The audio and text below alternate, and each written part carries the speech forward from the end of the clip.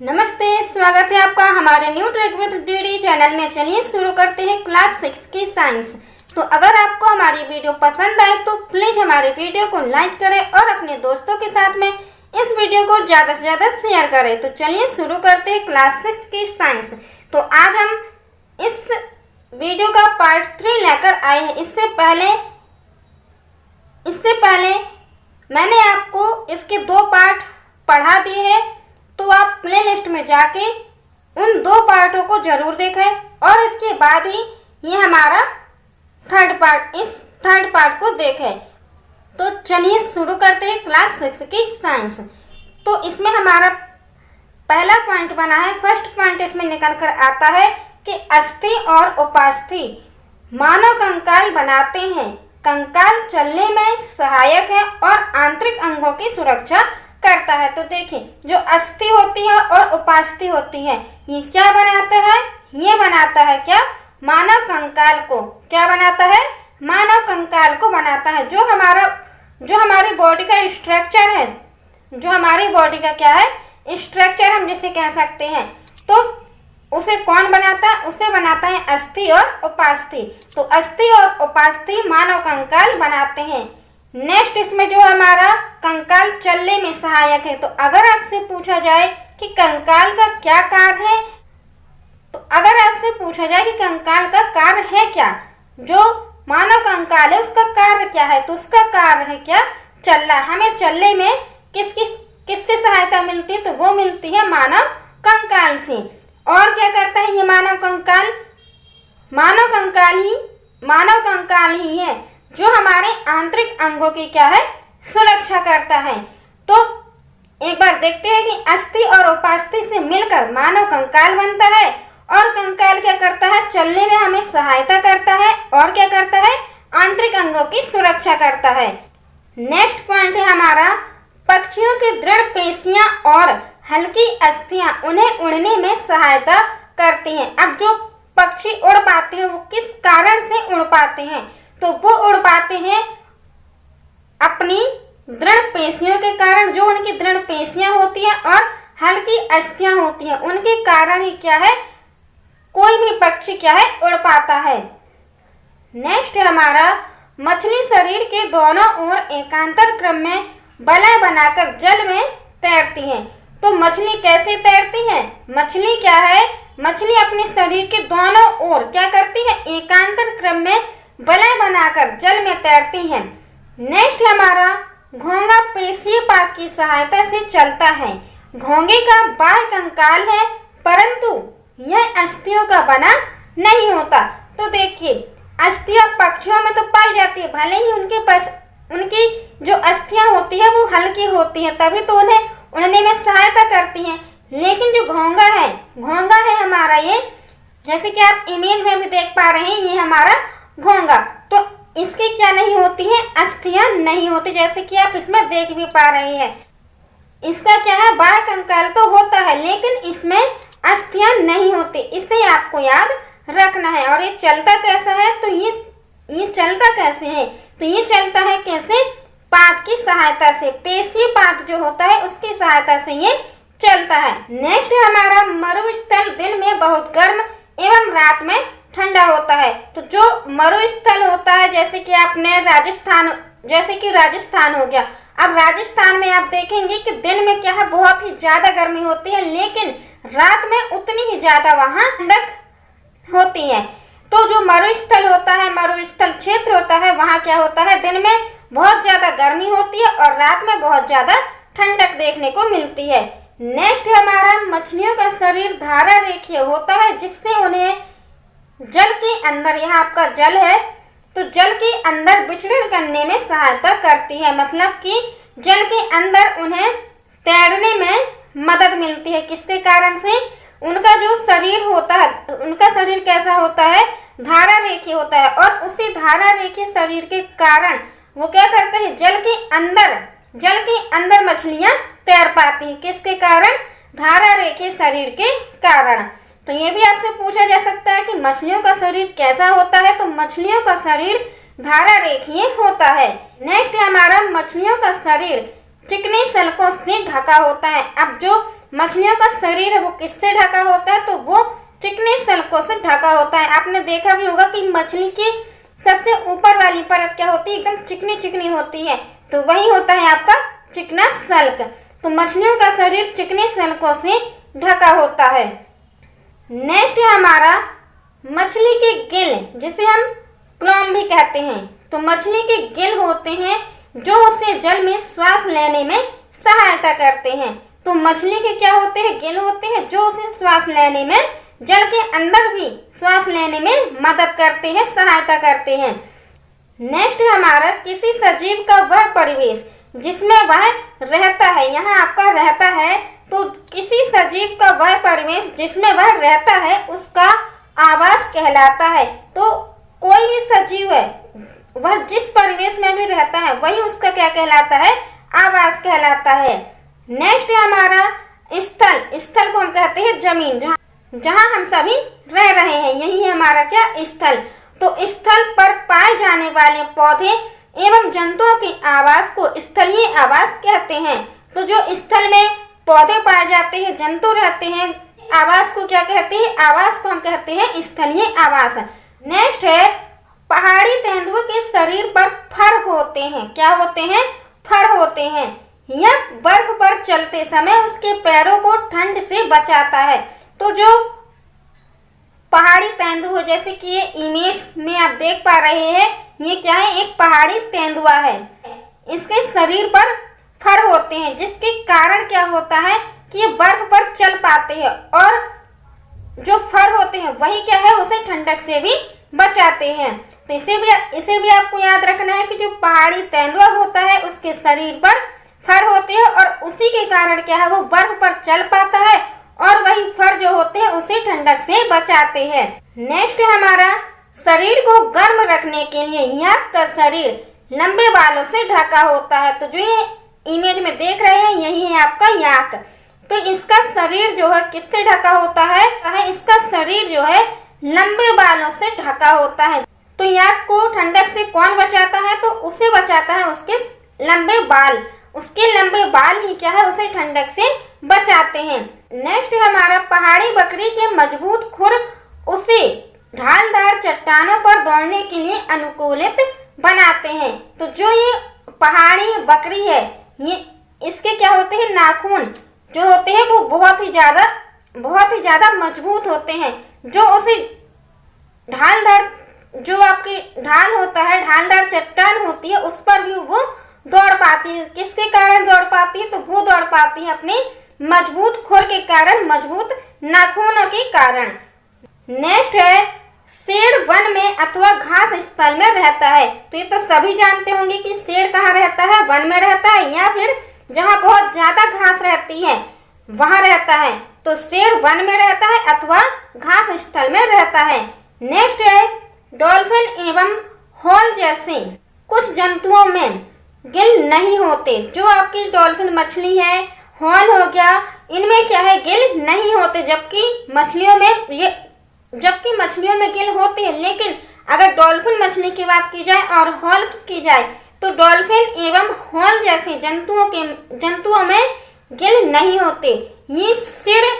ये क्या होते हैं, ये सिर पर स्थित नासा द्वार अथवा बात छिद्र द्वारा सांस लेते हैं। तो डॉल्फिन मछली कैसे श्वास लेती है, डॉल्फिन मछली अपने नाक होती जो उसकी, उसी से वो क्या है श्वास लेती है, या फिर उसके जो बात छिद्र होते हैं उसके द्वारा वो सांस ले पाती है। तो यहाँ आपको याद रखना है कि डॉल्फिन मछली या फिर जो आपका हॉल है, हॉल जैसा जंतु है, इसके गिल नहीं होते। ये सांस तो लेते हैं, लेकिन कैसे लेते हैं, इसके सिर पर क्या होता है, एक नासा द्वार होता है अथवा बात होता है। तो बात छिद्रों के द्वारा ही ये सांस ले पाते हैं। नेक्स्ट हमारा पौधे, जंतु एवं सूक्ष्म जीव संयुक्त रूप से जैव घटक बनाते हैं। तो जो आपके पौधे हो गए, जंतु हो गए और सूक्ष्म जीव हो गए, ये सभी मिलकर ही क्या बनाते हैं, जैव घटक बनाते हैं। नेक्स्ट है रोमवासी अपने पग अथवा कदमों से लंबाई मापते थे। तो जो रोमवासी पहले के थे, तो वो क्या है, अपने पग से मतलब कि पैरों से और कदमों से ही क्या नाप लेते थे, लंबाई को नाप लेते थे। नेक्स्ट है, प्राचीन भारत में छोटी लंबाई को मापने के लिए अंगुली अथवा मुट्ठी का उपयोग किया जाता था। तो पहले के लोग क्या करते थे, प्राचीन काल के लोग क्या करते थे, अगर उन्हें किसी चीज की लंबाई नापनी है तो वो किससे नाप लेते थे, तो वो नापते थे अपनी अंगुली के कारण या फिर मुट्ठी के कारण। कोई भी छोटी लंबाई अगर उन्हें नापनी होती थी तो वो अपनी अंगुली के कारण या फिर मुट्ठी का उपयोग करके ही उस लंबाई को वो नाप लिया करते थे। नेक्स्ट है हमारा 1790 में फ्रांसीसियों ने मापन की एक मानक प्रणाली की रचना की जिसे मीटरी पद्धति कहते हैं। तो 1790 में फ्रांसीसियों ने क्या किया है, 1790 में फ्रांसीसियों ने मापने के लिए क्या है, एक मानक प्रणाली की रचना की है जिसे क्या कहते हैं, जिसे हम मीटरी पद्धति कहते हैं। आपसे इस तरीके से भी पूछा जा सकता है कि मीटरी पद्धति कब आई है और कौन लेकर आया है। तो मीटरी पद्धति 1790 में आई हुई है और कौन लेकर आया है, तो वो आया है फ्रांसीसी। जो आपके फ्रांसीसी लोग हैं वही लेकर आए हैं हमारी मीटरी पद्धति को। नेक्स्ट है, लंबाई का एसआई मात्रक मीटर है। अगर आपको लंबाई नापनी है तो आप किसमें नापते हैं, वो नापते हैं आप मीटर में, कि 1 मीटर लंबाई हो गई है, 2 मीटर लंबाई हो गई है, तो आप किसी भी लंबाई को किस में नापते हैं, मीटर में ही नापते हैं। नेक्स्ट है हमारा 1 मीटर बराबर 100 सेंटीमीटर होता है और नेक्स्ट है कि 1 सेंटीमीटर बराबर 10 मिलीमीटर होता है। नेक्स्ट है हमारा बिजली के पंखे की गति घड़ी के सेकंड की सुई की गति कैसी होती है, वर्तुल गति के उदाहरण है।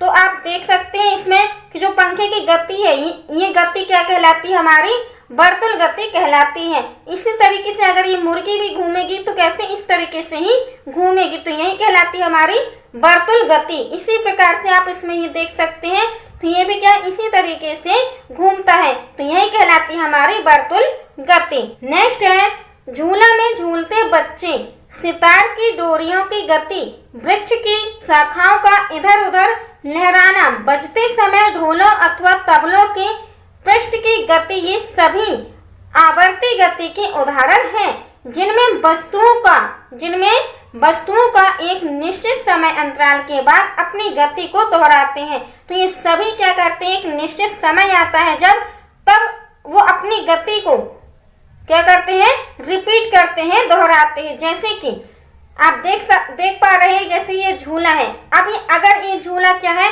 आगे आया है तो एक समय के बाद क्या है, ये पीछे भी जाएगा। अगर ये अभी आगे आया है तो इसके बाद ये झूला क्या है, पीछे भी जाएगा। तो एक निश्चित समय के बाद ये क्या करता है, झूला आगे आ रहा है और पीछे जा रहा है। तरीके से आपकी ये घड़ी भी होती है, तो घड़ी किसका उदाहरण माना जाता है, ये माना जाता है आपका आवर्ती गति का उदाहरण। जो अपनी गति, आवर्ती का मतलब ही होता है कि जो अपनी गति को बार बार दोहराए, वही होता है आपका आवर्ती गति। तो जैसे कि हमने यहाँ झूला की बात की, घड़ी की बात की, हमारा गिटार भी होता है, इसी प्रकार घंटी भी होती है। जब आप घंटी को बजाते हो तो वापस से वो उसी टून में आ जाती है। इसी प्रकार से आपका ये तबला हो गया है। तो ये सारे उदाहरण किसके माने जाते हैं, ये सारे के सारे उदाहरण हमारे आवर्ती गति के उदाहरण माने जाते हैं। नेक्स्ट है, मात्रकों की अंतरराष्ट्रीय प्रणाली, मतलब कि एसआई मात्रक जिसे हम कहते हैं। तो मात्रकों की अंतरराष्ट्रीय प्रणाली का उपयोग करते हैं। तो हम सभी किस प्रणाली का उपयोग कर रहे हैं, हम सभी अंतरराष्ट्रीय प्रणाली का उपयोग करते हैं। मात्रकों को नापने के लिए किसका प्रयोग करते हैं, अंतरराष्ट्रीय प्रणाली का उपयोग करते हैं। नेक्स्ट है, जो वस्तुएं सूर्य की तरह स्वयं प्रकाश का उत्सर्जन करती हैं उन्हें दीप्त पिंड कहते हैं। तो जैसे कि सूर्य भगवान क्या करते हैं, हर रोज अपने आप ही आ जाते हैं और क्या करते हैं, प्रकाश फैलाते हैं। तो सूर्य जिस तरीके से स्वयं प्रकाश का उत्सर्जन करते हैं, तो जो स्वयं प्रकाश का उत्सर्जन करते हैं जो भी पिंड, तो वो क्या कहलाते हैं, हमारे दीप्त पिंड कहलाते हैं। नेक्स्ट है हमारा, यदि हम किसी वस्तु के आर पार नहीं देख सकते हैं तो वह अपारदर्शी वस्तु है। तो इसकी बात हमने पहले ही कर ली थी, आपको एग्जाम्पल भी दिए थे। नेक्स्ट हमारा, यदि आप किसी वस्तु के आर पार देख सकते हैं तो वह वस्तु प्रकाश को अपने अंदर से होकर जाने देती है, ऐसी वस्तु को पारदर्शी कहते हैं। तो इसकी बात भी हमने इसके पहले वाली वीडियो में कर ली है, जो हमने पार्ट 2 डाला है, उसी में आपको ये पारदर्शी, अपारदर्शी और पारभासी, ये तीनों ही उसी में आपको देखने को मिल जाएंगे। नेक्स्ट हमारा, जब प्रकाश के पथ में कोई अपारदर्शी वस्तु आ जाती है तो छाया बनती है। अब छाया कैसे बनती है? तो छाया कैसे बनती है? तो छाया बनती है कि जब अगर प्रकाश पड़े और प्रकाश के सामने कोई अपारदर्शी वस्तु आ जाए तभी छाया बनती है। अब देखिए, इसमें हम एक एग्जाम्पल के माध्यम से समझने की कोशिश करते हैं कि प्रकाश कैसे पथ में आ जाता है, कैसे हमारे मार्ग में आता है। तो फॉर एग्जाम्पल, अगर आप धूप में खड़े हैं तो अगर सूर्य आपके जस्ट पीछे है तब आपकी जो छाया बनेगी वो आपके आगे बनेगी। तो जो आपकी छाया बनती है वही क्या है? हमारा छाया है। इसका हम एक दूसरा एग्जाम्पल भी ले सकते हैं। तो अगर आपके पास कोई कार्टून का डिब्बा है या फिर कोई और अन्य ठोस वस्तु जिसके आर पार आप ना देख सकें, तो उसे आप धूप में रखिए और फिर उसी की जो छाया बनती है, उसकी जो परछाई बनती है, वही कहलाती है क्या? छाया। नेक्स्ट, जैसे कि आप यहाँ इमेज में भी देख पा रहे हैं, इसकी क्या है? ये छाया बन गई है। इसकी क्या है? ये वाली छाया बनी है। इसकी ये छाया बनी है, इसकी ये छाया बनी है और इसकी ये वाली छाया बन के आई है। नेक्स्ट है हमारा, दर्पण परावर्तन से हमें स्पष्ट प्रतिबिंब प्राप्त होते हैं। तो दर्पण परावर्तन से क्या है? हमें स्पष्ट प्रतिबिंब प्राप्त होते हैं। जैसे कि आप यहाँ आप इमेज में भी देख पा रहे हैं कि पेड़ की क्या है, यहाँ पेड़ का क्या बना है? यहाँ प्रतिबिंब बना हुआ। तो यही होता है हमारा प्रतिबिंब। नेक्स्ट है हमारा, प्रतिबिंब छायाओं से अत्यधिक भिन्न होते हैं। तो जैसे कि हमने अभी इसके पहले देखा कि जो प्रतिबिंब बनता है वो कैसे बनता है? छाया से अलग होता है। छाया का एक निश्चित आकार होता है कि जिस तरीके से कोई वस्तु होगी या कोई व्यक्ति होगा उसकी छाया बिल्कुल उसी आकार की बनेगी। लेकिन प्रतिबिंब क्या बनता है? प्रतिबिंब एकदम उल्टा बनता है। अगर आप किसी तालाब के किनारे खड़े हैं तो आपका तालाब के अंदर जो प्रतिबिंब बनेगा, जब आप उसमें देखेंगे तो आपका उसमें प्रतिबिंब कैसा बनेगा? उल्टा बनेगा। उसमें आपका प्रतिबिंब कैसा? उल्टा दिखाई देगा। आप अपनी इमेज को ही, अपने चित्र को क्या है? उल्टा देख पाएंगे कि हमारे पैर क्या ऊपर खड़े हैं और सिर क्या है? नीचे है। तो यही होता है आपका प्रतिबिंब। और छाया क्या होती है? छाया में क्या होता है? एकदम सीधा सीधा दिखाई देता है। जैसे कि हमने अभी पहले भी बात की है कि अगर आपको छाया का देखना है तो आप सूर्य की रोशनी में खड़े हो जाइए और फिर अपनी छाया देख सकते हैं। तो इस प्रकार से दोनों क्या है? भिन्न होते हैं। छाया हमारी एकदम सीधी बनती है, जैसा हमारा आकार होगा बिल्कुल वैसे ही हमें छाया अपनी नजर आती है। और प्रतिबिंब क्या होता है? ये उल्टा बनता है। तो इसलिए दोनों क्या है? एक दूसरे से एकदम अलग है। नेक्स्ट हमारा, प्रकाश सरल रेखा में गमन करता है। तो जो प्रकाश हमारे तक आता है वो कैसे आता है? वो एक सरल रेखा में गुजर के ही हम तक आ पाता है। प्रकाश हमारे पास कैसे पहुंचता है? तो वो पहुंचता है कैसे? एक सरल रेखा में। और अगर आपको ये देखना भी है कि प्रकाश सरल रेखा में आता भी है कि नहीं आता है, तो आप सुबह 5 बजे उठ के या 6 बजे तक उठ के भी आप देख सकते हैं। जब सूर्य निकलता है तब वो कैसे? एकदम सीधी सीधी लाइनों में ही निकलता है। उसकी जो किरणें फूटती है वो कैसी? एकदम सीधी सीधी लाइनों में, सरल रेखा में ही फूटती हैं। तो वही होता है हमारा सरल रेखा। तो प्रकाश कैसे हम तक पहुंचता है? वो पहुंचता है प्रकाश सरल रेखा के द्वारा ही हम तक पहुंच पाता है। नेक्स्ट हमारा, आपका शरीर विद्युत का बहुत अच्छा चालक माना जाता है। तो देखिए,